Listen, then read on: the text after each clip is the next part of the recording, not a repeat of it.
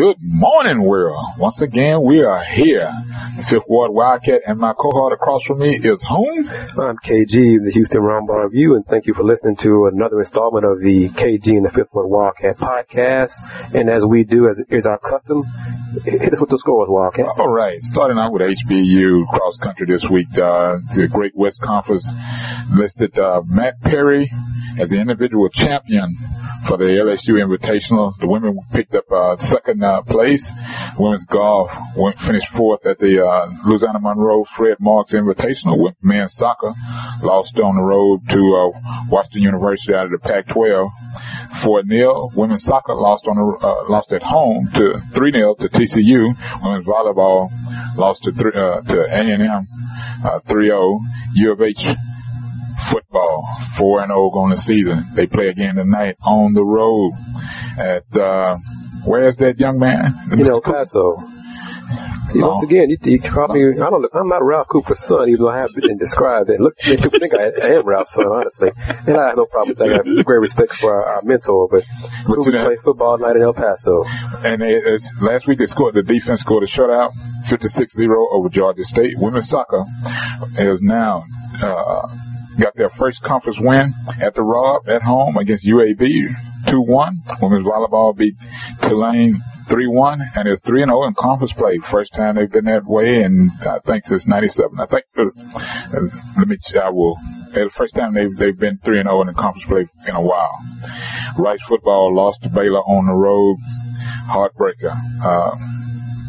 What's heartbreaking? They got their behinds kicked. Well, hey, as far as they were concerned, they were heartbreaking. The press conference on Monday, they weren't too happy, Chris. Well, we can talk about that. Okay. Women's soccer lost to number 9 Memphis 1-0. Women's volleyball beat Southern Miss 3-2. Baseball has started fall practice, which is prevalent at Rice U around this area. But as Mr. Gardner says, only for so long. The Cougars are trying. The talent I've seen out in the field and workouts looks a lot better than they've had overall in a while. Well, clearly, Rice baseball is the gold standard of the conference, and the Cougars are aiming to get to that level. Thank you, sir. Southwest San Jack men's soccer lost to 3-1 to Tyler Junior College on the road. Their first game out after the losing player in a car accident on last week. University of St. Thomas men's soccer lost to 2-1 to Our Lady of the Lake. Women's volleyball went 2-0 on the road this week, beating first Dallas Christian 3-0, and then University of Southwestern 3-0. They are also hosting a Dig Pink fundraiser for breast cancer Saturday all day. TSU football is now 2-1, 1-1 in SWAC play. They beat up on Alcorn the other week. It didn't seem like it for the score concern, but their defense right now is ranked number 1 in football championship series. They are again. Because they were number 1 last year, I believe. Sir. They finished that season out. That means that the 3 freshmen, now they got them on the defense, they coming through. Like the man said, they're not pawns. The 212 defense is once again doing a great job in SWAC football and football. Offensively, the game was brutal to watch, but whatever. Go ahead with the score. Women's volleyball lost to Arkansas Pine Bluff 1-0. And 1-3, I'm sorry. Women's soccer lost to Northwestern State 8-2, and that is my local scores for this week. Sir, what do you have going on with the Cougars? Like you both touched on, U of H football game will be in El Paso versus UTEP tonight. It's going to be on CBS College Sports, I believe. So if you have that on your satellite cable, whatever, watch that. Kickoff is 7 p.m. Cougars 4-0. El Paso UTEP is 2-2. I look at some of the stats. The one thing that strikes me is weird. UTEP is only averaging 87 yards rushing. Yes. But the time of possession is 31.5 minutes. So they are grinding it out literally. Either must be 1, 2, 3 clouds of dust and little dump passes here and there, because that just seems weird. Usually, if you averaging 31 minutes and more, your rushing game is better than just 87 yards. In the passing game, is only 192. Passing offense is 252 yards. So they must just try to think and dunk it way down the field, and that's fine. Well, we'll see how the Cougar defense steps up. This past Saturday, beating Georgia State their second year in Division I college football. So the game, no one expected to be close, and it wasn't close at all. So 56-0. The Cougars could have scored more of that than they wanted to, but whatever. Cougars get a much different test Thursday night versus the Miners. And 2 years ago, Cougars were 12th ranked, went in El Paso and lost 58-41 and got run over. Literally got run over by the rushing attack for the Miners. We'll see how things go this season. Hopefully, Coach Sumlin and the guys will get better starts. On offense, Case Keenum would get a better start in the first half, and won't be any heart-pounding, gut-wrenching come from behind average needed, and they can go to 5-0 on the season. I'm going to skip around because there's really not a whole lot I want to talk about regarding a conference realignment because we're waiting on Missouri now to decide what they're going to do. And I find that interesting that all of a sudden that name, they are becoming prevalent. Well, why is that? Because, they're the key.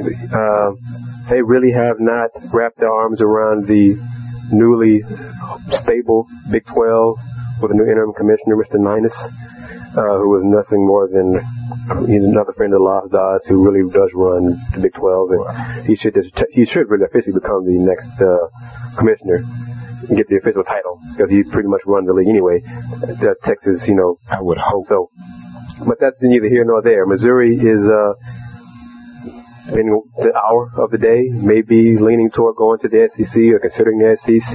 Their football coach is not happy with the Longhorn Network. He's not happy with the lack of revenue sharing on all three tiers within the Big 12. So, really, if he gets more of a say in the issue, I think he would rather be in another conference. So, but of course, if that happens, if Missouri does go to the SEC and if the SEC accepts them, and giving them 14 teams, then they're going to once again resume conference shuffling. Mr. Money, T. Boone Pickens, said earlier in the week that he would like to see ECU and Houston be invited to the conference, and if the conference wants to expand to that, if Missouri leaves, Big 12 down to 8. Right. Correct? Right. Which means TCU and New Hampshire make 10. Now, if they decide to go to 12, Mr. Pickens even said Rice and SMU should be added as well. Right. So, that'd just be almost like Southwest Conference back in the day, which I had no problem with. Easy to travel. As long as you had Texas and Oklahoma together, the conference will be fine. The conference is relevant. Do you still keep your automatic qualifier? That'll be still there. And with the University of Houston, I think turning the corner in athletics with the football program, clearly they have to break ground on a new stadium, right, football stadium, and the basketball arena. Once they do those things and put something in the dirt, you could really see the athletics taking a big step forward into big-time college athletics. Facilities definitely without a doubt. And the alumni will definitely have to step up a lot quicker than most folks think will like to, but basically because now you're on a time factor. You really are on the clock. You're on the clock. But to our credit, since I am a U of H alum, a proud Houston Cougar graduate, the support seems to be growing. The support in athletics, the interest in athletics seems to be growing on the football side and basketball, and that's where I want to touch on. Coach Dickey and his staff once again have given another shot of adrenaline to U of H supporters, getting a verbal commitment on Wednesday from 6'10 and a half. That's what one of the coaches told me, 6'10 and a half. Why did half edge come in? Because I was seeing 6'9", 6'10", 6'11". For Valentine Izundu, he's only 16 years old. His family's originally from Nigeria.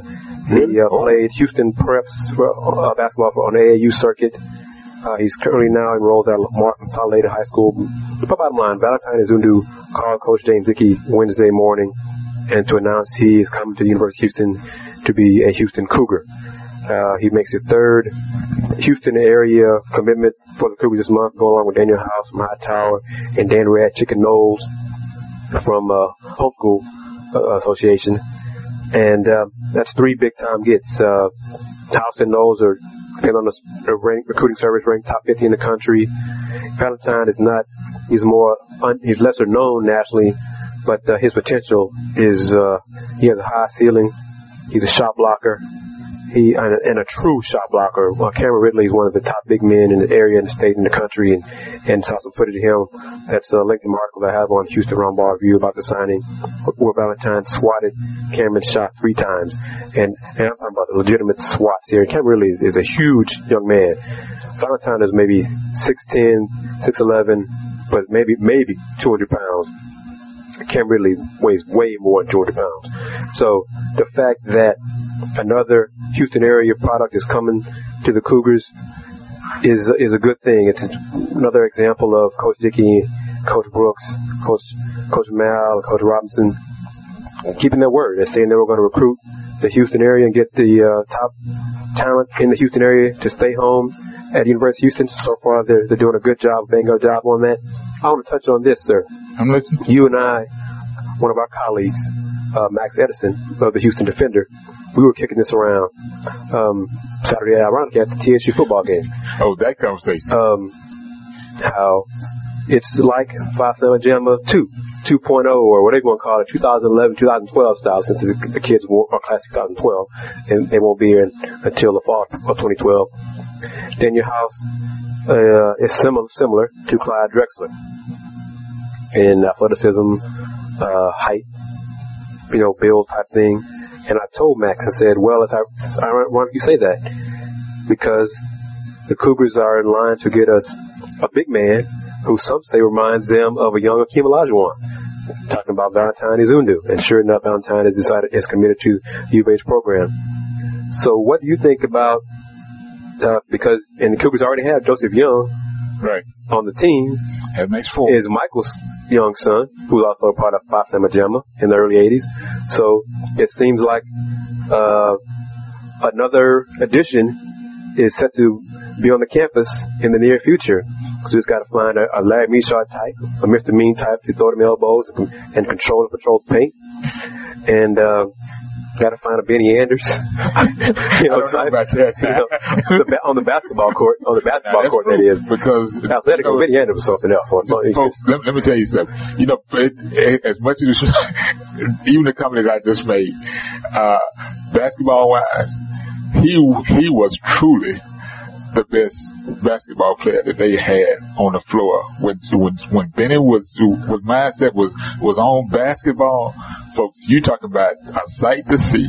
It's a different world. He was about 6'7", 6'8", and he could do everything on the floor. He could put the ball on the floor, take it, and when he would defend you up, that's when you really saw how much range, basketball range he had mentally, and not just physically, but just mentally, what he could get done on the floor.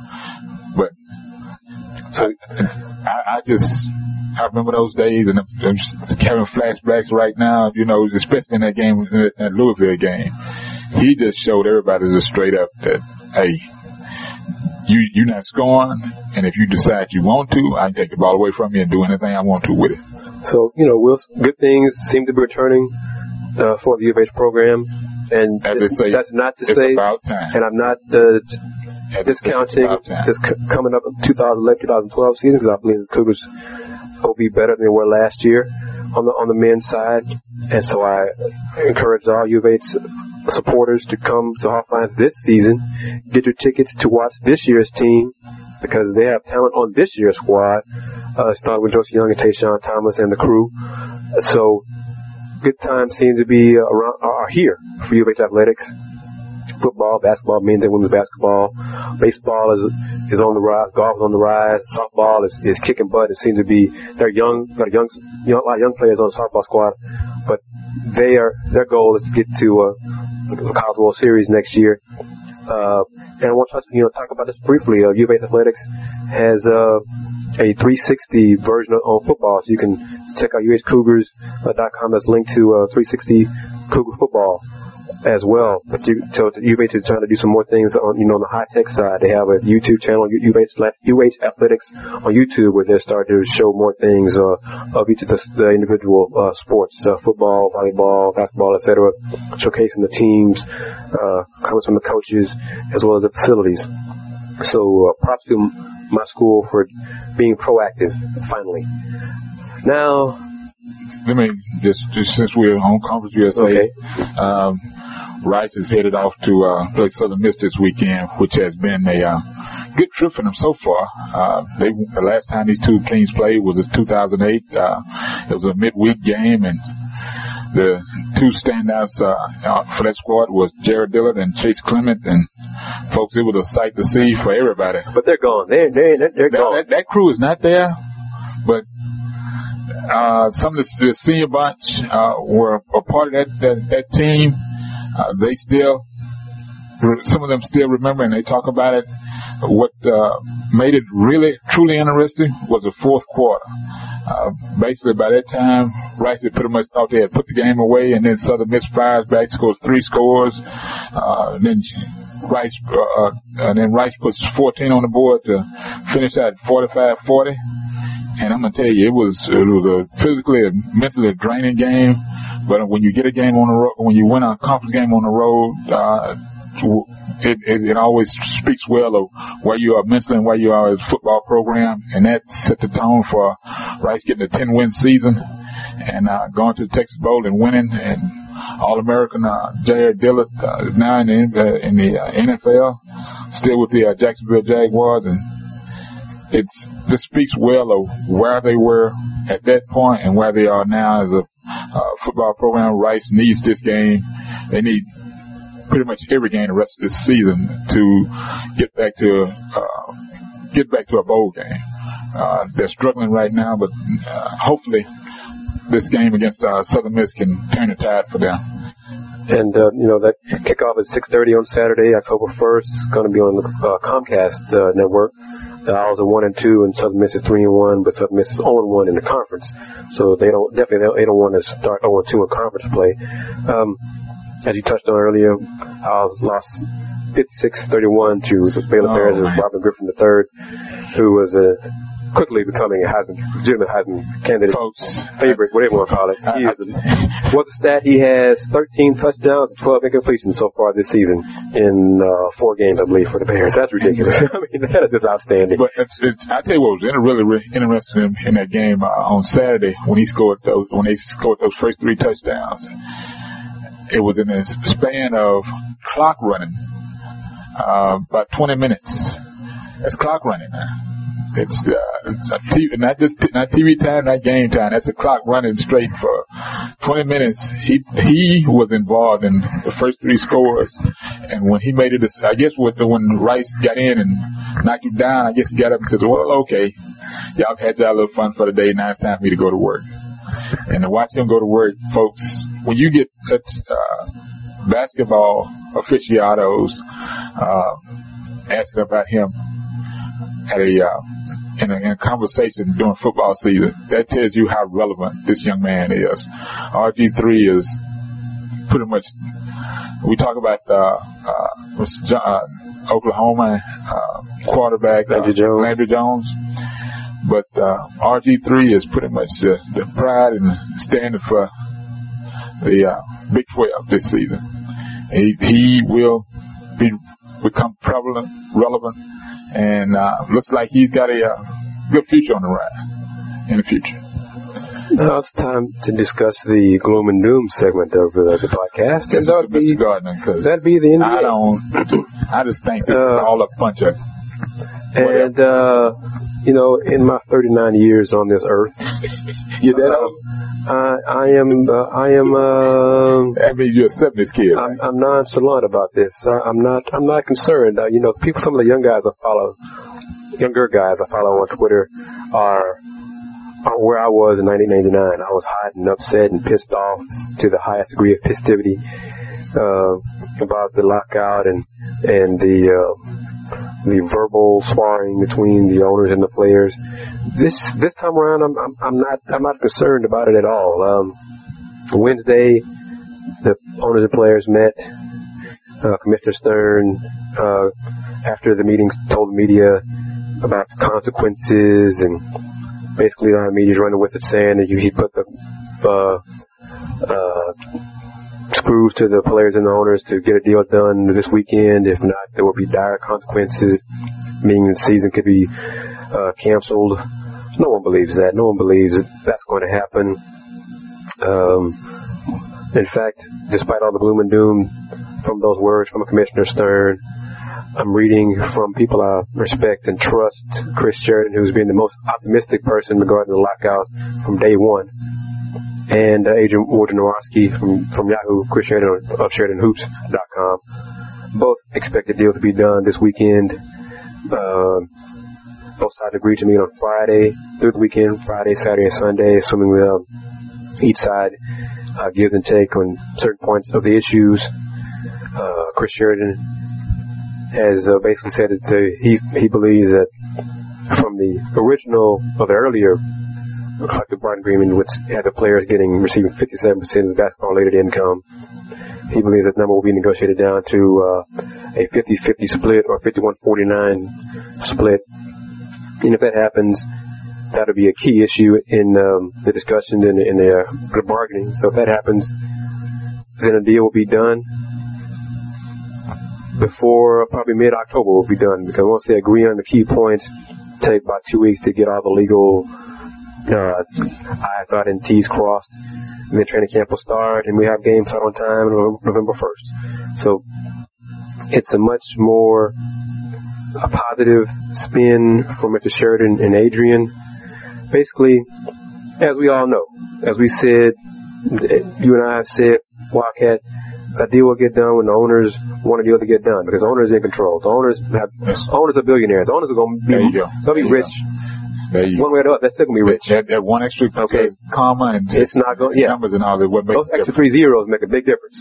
So that's why a deal's going to be done, because though we have talked about, and some folks still believe and get angry and upset about billionaires fighting with millionaires, I truly believe that nobody wants to lose money, especially a whole year's worth of money. Now, there's still some owners who want the players to suffer and lose a couple of paychecks. I don't deny that as being accurate. But nobody wants to lose an entire season of money. So, based on that belief, I still believe that a deal will get done. There's a change for me, because in July, when we first started doing the podcast, I thought it was over. I thought it was gloom and doom. I thought it wasn't going to happen. I don't have that sense anymore. I think we'll have a season. Now, whether it's a full 82 games, that I'm not convinced of, but there will be a season. I don't think that there will be a complete cancellation of the entire season. So that's good with me. Go ahead. I'm going to ask this question. Do you think the whole preseason will be... Preseason, the preseason games were canceled last week. 42 games already canceled. So that's not an issue at all. I mean, that's a key issue for some certain cities that are not NBA cities who are hoping to get that money. So that impacts them. Yes.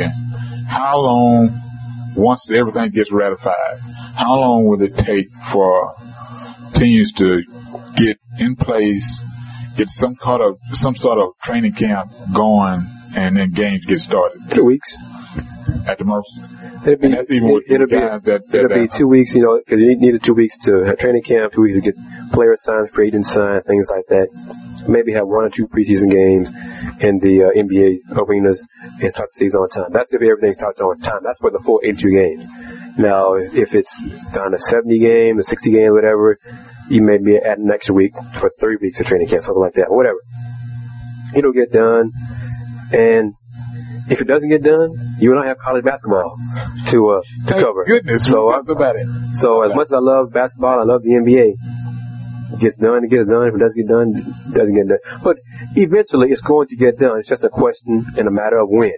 If it's agreed upon key points between October 1st and October 4th, then we'll have a season on time. If it's December 1st, then it'll be a shortened season. Whatever. But it's going to get done. The NBA is not going to just completely go away. It's going to get done. And that's my mentality now. It's going to get done, just a matter of when. David Stern is going to win. Owners are going to win. They're going to get money back. The players are going to make it a public spin that they got things out of it that they wanted. Both sides will say that they won. And that's fine, because it's all the money that they're making, very little of it's going to trickle down to me and you and the fans. So they're still going to be richer than us. That's true. And the majority of the fans, not the ones who can afford the TV ticket, I'm talking about the ones who can watch the games on TV. So it's going to get done. Let's move on to something else. What else you want to talk about? Someone asked me, as a matter of fact, the same game, about the realignment deal, and I basically referred back to the WAC. So what I did was I went back and checked the schedule and all back when the conference first split up and everybody moved over to the WAC. 16 teams. The most it makes it prevalent, but the most games that you have as a conference games are 8. You'll probably go to 9 to put an extra game in and cut out, somebody non-conference schedule, but it'll make it prevalent. The most that anybody will play each other over a 4-year period will be twice. I mean, you either play once they set the divisions up, and for those who are not sure what the Wildcats referencing, we're talking about the discussions of Mountain West and Cougars saying, consolidating. But now because they're not really going to be one conference. But go ahead. Consolidate and it'll be football only. Right. Basically to make everybody prevalent. But it also will include, for that to happen, it's prevalent on them, that merger becoming an AQ BCS. That's my question to you. When would they know the answer to that? When would they know that if this happens, they will get an AQ automatic qualifier for a BCS Bowl? In the discussion that's going on right now, that is where they're making prevalent. That's why you hear, not the SEC, but Bill Hancock, who's in charge of BCS, they're in discussion now with the NCAA is figuring out how to make that work as far as putting another conference into both series, but also limiting the amount of teams out of the AQs that are already there. Well, Wildcat, the SEC's people saying that in the new agreement that they're going to change the number of teams that can be allowed in BCS, going to lift it from more than 2. So the SEC thinks that they should get 3 or 4 or whatever. They just want to have all the top teams qualify BCS bowls, get BCS bowls, and the rest of us. Well, they are prevalent. Since they are the big bad, they are the big bad wolf get on the block amongst the sheep now that's rolling out. But at the end of the day, we still have some semblance of structure according to President Emmerich. I think that's. Boy, all I know is Wednesday's comments from him. It's scary. It's not scary. The NCAA football is not a business. Yeah. President Emmerich, choose better words, man, because those comments from you were just ridiculous. And is your head in the sand? It goes back to my column in this in the next issue of King Size View, when you make a comment like he did the other day, but he also made an earlier comment when he was asked. And he made mention of the NCAA does not get into the day-to-day running of NCAA football and realignment. We can only consult. We can not dictate the teams that they can't move here and there. That's only by the individual. He needs a PR consultant. He needs someone to tell him what to say and how to say it. Because that was almost like his choice of words are horrible. He was not thinking, had not thought out that question, when it was given to him, and did not think out the answer when he gave it, because you and I both know. If crap happens on campus, who's the first one to show up and says, I'm going to take everything away from you as much as possible and put you over in the corner? Mr. KG, who makes that statement? Are you talking about the president? Yeah. The NCAA? Yeah. Well, now it depends on the violations. Well, and who's doing the violating. Yeah, well, that is true. That's what has transpired here. We're still waiting for the NCAA to announce their punishment for Ohio State and Jim Tressel. And also, who else is on the clock now? Well, ultimately they get to Miami. There's new stuff and I don't with think USC. I don't think the Miami situation is going to be as bad. Coach and his staff. So Carolina, there's self-imposed penalties in football. There's cheating going on at a lot of big-time programs, and in this lesser bending of the rules, shall we say, in some would argue majority of the programs. I want just briefly regarding BCS. I urge listeners to go to the Arizona Central website, azcentral.com. I believe that's what it is. They've done an investigative series on the BCS structure. Because of what has transpired. A 7-day series. It's on the website. As of Thursday, should be, I think, 4 articles have been posted. And it's detailed information. They did a public document request, open record request for some of the information. It's so far some very eye-opening articles that I've read on the website. Makes you wonder about the BCS and the non-profit status, shall we say, whether it should be a non-profit. So if you want some more information on that, go to their website and read that. I think we're going to wrap it up here. Where can folks find you, Wildcat? What's the website and Twitter handle and all that good information? The website is www.kingsizeview.com. The new issue will be out this week. The paper has been put to bed. The print issue will also be out this weekend. We should be making deliveries on Saturday and Sunday. You can also find me at www.aksvdcsr.blogspot.com. Blogger, and my Twitter hashtag is AKSVDCSR. That's where you can find the 5th Ward Wildcat and Mr. KG. Thank you, sir. One thing I just want to mention before we close it up here, Coach Garrett Blair and the Texas A&M Aggies, the national champions, winning the college basketball, are going to meet President Obama, going to the White House on Thursday, October 6th.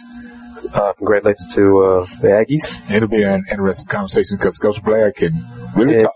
And there will be pictures posted on the Aggies website. And so, some of those ladies we've seen grow up from 7th, 8th grade. So it's good to see a Houston area team do well. That's true. Oh, one last thing. How do you basically phrase this? We will miss the U of H will be in the process of seeking a new football SID because Mrs. Cassiana has been asked to move over to Auburn this upcoming week, and her last media presser was on Tuesday. I wasn't able to make it, but Mr. Gardner did. How was the turnout? It wasn't a packed house. Cassie hugged some people and, she had a few tears, said goodbye to the players. I don't think the football guys, the majority of them had heard about the news. So she told David Hunter and Bryce Bell and wished them well, and they wished her well. She said goodbye to the media that was there. So, she's going to Auburn for, SEC, better job is better for her and her son. So we wish her well. I'm going to wrap it up here. Thanks. She did a great job raising the bar for sports information at U of H. And personally, I think at U of H and in the city, sports information-wise. So yeah, because the information that she just raised the bar in professionalism for us in the media. So congratulate her on her new job and wish her the best. Let's wrap it up here. I'm KG of the Houston Roundball Review. My website is www.houstonroundballreview.com. I have a Facebook fan page for the Roundball Review. You can check it out, Houston Roundball Review fan page. Also on YouTube, Houston Roundball is the channel. I'm on Twitter at THEHR Review.